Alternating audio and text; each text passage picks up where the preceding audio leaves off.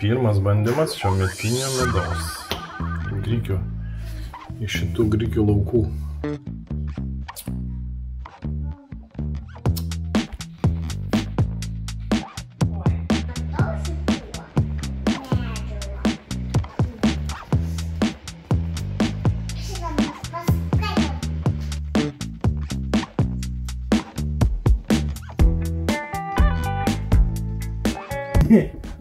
Tai gerai, aš trumpai papasakosiu, nes aš žiūriu, padariau visą videką, niekad apie tą šildymo sistemą ir nepapasakoju. Aš kažkada būtent šitoje vietoje jums skundžiausi, kad šildymo sistemą norėjau nuo pečiaus daryti, kur malkas yra. Malkas, įdėdi malkučių ir tada šyla, grindis gražiai šyla, vanduo karštas, viskas nuo malkučių, bet aš pradėjau skaičiuoti. Reikalingas upsas, griozas, reikalinga termobačka, 500 litrų bent rekomenduoti, aš 300 nupirkau, nes nėra vietos. Katilinį aš planavau pasidaryti, kad ten būtų pas mane lyginimo lenta. Ką tu ten prilyginsi, ten tiek visko užsigrūda ta katalinė, kad ten įeisi, nei pravažiuosi. Ir galiausiai pradėjau skaičiuoti kainą. Tai gaunasi 5 centai kilovatvalandę, kai jau viską padarai, jeigu briketais turini. Tai aišku, iš mišką atsinešti, tai nemokam, bet ten atsinešti irgi yra pastangų reikia. Nu ir galiausiai aš suskaičiuoju, kiek kainuoja, supranti, viską rengi. Jeigu pirksi su vandens kontūru buržuiką, labai mažas pasirinkimas. Nuvažiuosi į depo, ten yra jo 600, ten galius viską užtenka. Skardinė, jo,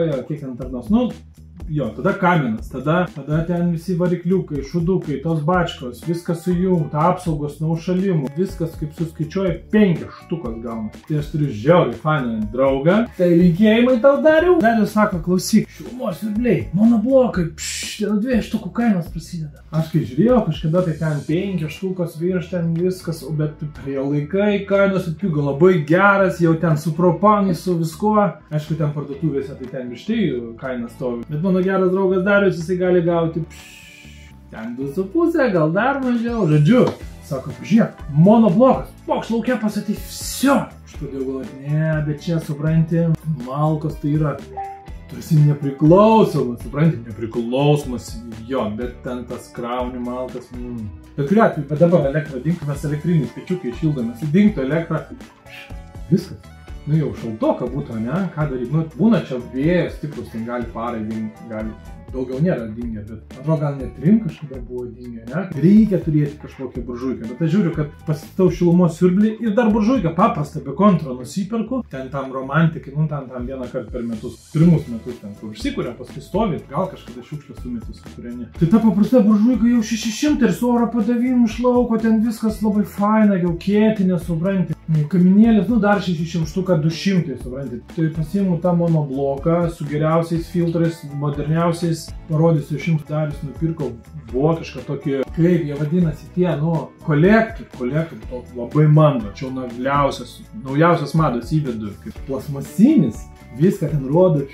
Ir dar ten nusipirku visus magnetinius filtrus, aeratorius, nu nagliausius dalykus, ten visko įpilu, čiuk ir metu lauk tą pačką kažkaip, tai aš jau pro duris jos neprakyšiu, bet kažkaip supjaustau, išnešu šią, ne? Atsiranda vietos pas mane, atsiranda komfortas, visą laiką stabilu, grindys, šiltas. Šildomas grindys yra absoliučiai geriausias išradimas, koks gali būti šildymas. Šilumos siurblių tai tik tai grindinį šildymas, jei nori efektyvumą tikrai išgauti, nes paduodi max 3-5 laipsnius į grindis. Didžiulis plotas, didžiulis radiatorius, kurio paviršius plotas milžinė. Tai šiaip radiatoriai kabo, ne, tai problemų yra, jį turi paduoti, nu, šiam 5-8 laipsnių, kad jis kažką šildytų, nes jis mažiukas. Bet kito radiatorius žiauriai didelis. Ir grindis, ne, kad ir 7 somai, tai yra gal 14 tonų termo masė. Ir tu patruputį pašildai. Ir tada visur turi vienodą temperatūrą. Kito atveju radiatorius 8 laipsnių, skleidžia 8 laipsnių. Tie 8 laipsnių kyla pas mane 6 metrai lubos į viršų. Žemė grindis šaltas. O jeigu tu padarai šildomas grindis, su tolygų, gražu vaikštai, basas, ne karšta, ne šalta, visur temperatūra tolyg. Toks pas man ir buvo apsisprendimas tą šilumos siurblį būtinai statyti, kad ten to kažkur pastoviai nedirbti, bet jau po to,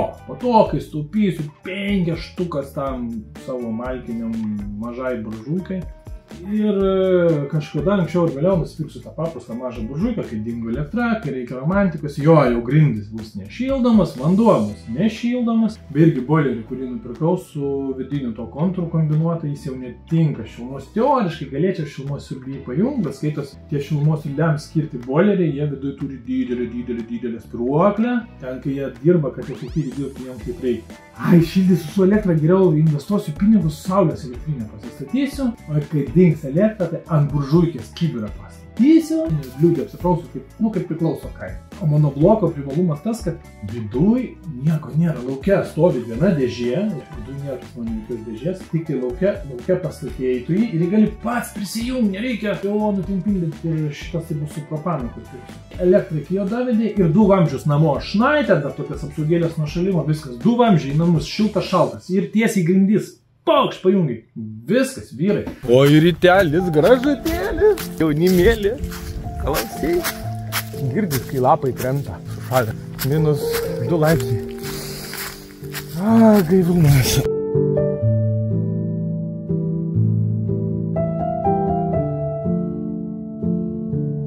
O ten, klientai.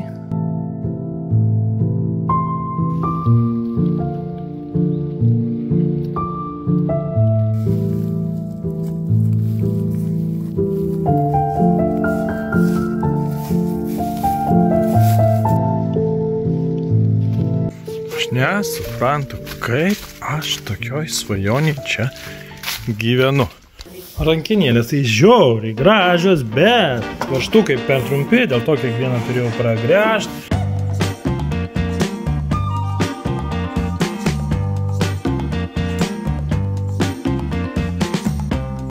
Man tai pramogėlė žmona atveža mane į parduotuvę. Tai savaitėm sėdžiu kaime, o čia, kaip sakyti, miestą tokį rimtą atvažiavom. Pasipuošęs, nusiskūtęs. Susiradau seną fotiką. Čia labai geras fotikas.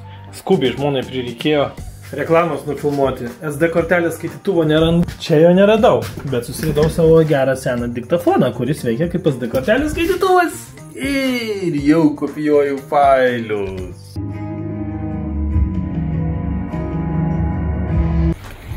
Atsikratėm vaikų. Meilė. Kaip taip galima pasakyti? Savo princesę perdavėm į labai saugias rankas. Gerai. Tai kur varom? Į pasimatymą. Ar patiko? Man labai patiko. Pirtelė tai pirtelė, bet masažas. Aha, man irgi. Nirvana. Išsivadavimas. Panašu, kad kūno turiu. Trečiadienis šiandien ir mes savo spa, masažai, maistas. Mes pasimatėme dieną šiandien. Mano asmeninė vairuotoja mane veža pavalgyti.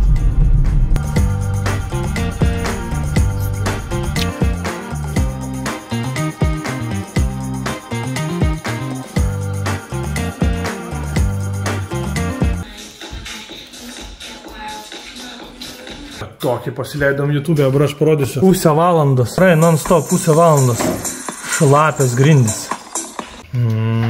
Žmona dar laksta kotletos vartė, kas kiekvieną pertrauką. Pasveikinkit mane. Atkasiau.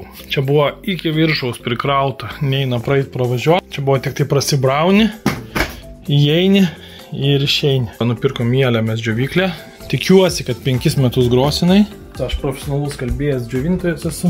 Čia taip atrodo mano kambarys laikinai. Trobelės lūnos nuomos reikalai visi.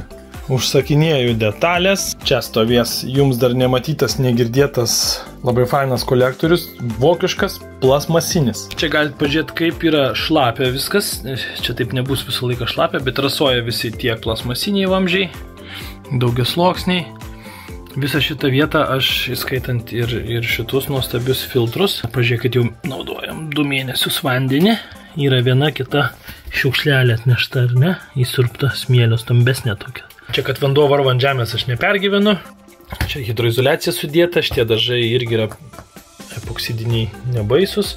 Bet kai bus sutvarkyta tiek vėdinimo sistema, tiek šildymo sistema, šitie dalykai pamažės ir dar čia viską izoliuosiu gražiai.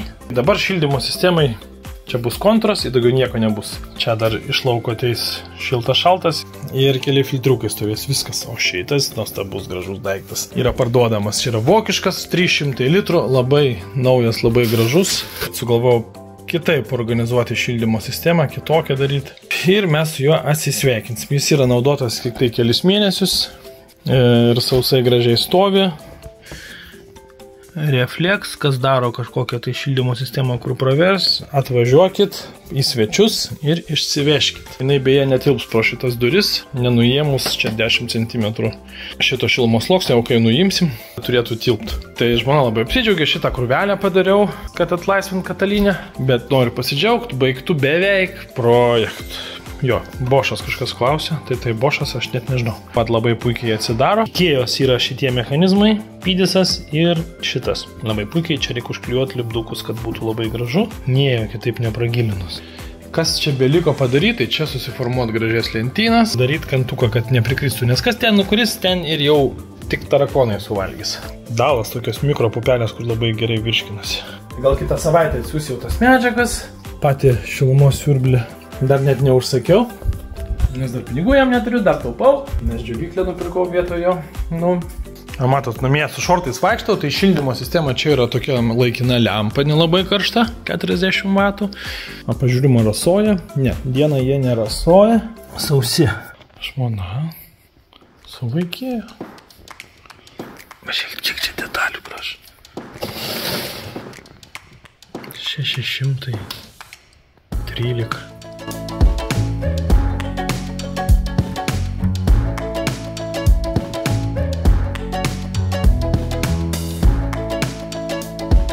Pakiukus įdėjau, nustačiau 9 laipsnių ir prašutinsiu.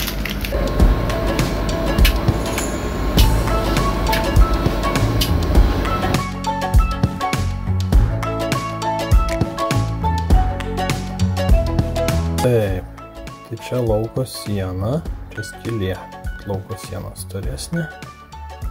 Tada čia yra vidinė siena, pertvara, katilas stovės va čia laukia ir tada minkštą žarną taip įkiščiau ir tada jau jungčiau tos visus agregatus va čia prie sienos. Tada mažiau alkūnio, čia taip gražiai vatras prateka, tiesiai iš katilo. Čia jau visi rengimai kietais vamzdžiais.